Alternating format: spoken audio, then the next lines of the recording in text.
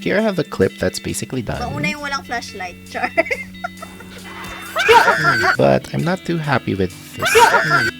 Let's try another way. I'm going to go to effects, I'm going to turn off shake, then I'm going to reset all my transforms. So I can do that by clicking on this thing up here, and that resets all my settings on transform, even the keyframes. So what I want is to have a whole move from right going to the left. I go here, title, I type in as many as I think I need. Maybe this many, and then I adjust the size until everything fits on screen.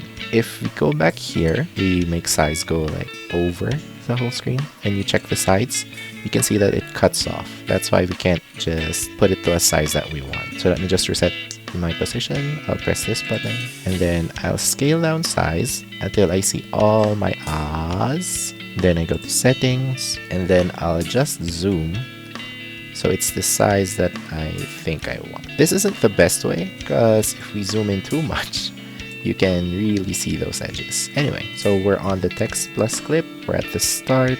Let's move this to a position we want. Position Y up here, and then position X. Let's move it all the way to this edge. Let's let a little bit peek out, just so if we're changing our position Y, we can still see it where it is.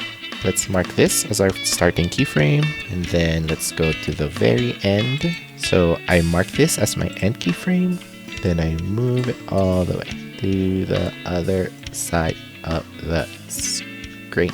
So if we play it, you can also add a shake if you want. You can even add waviness, and we get some interesting things.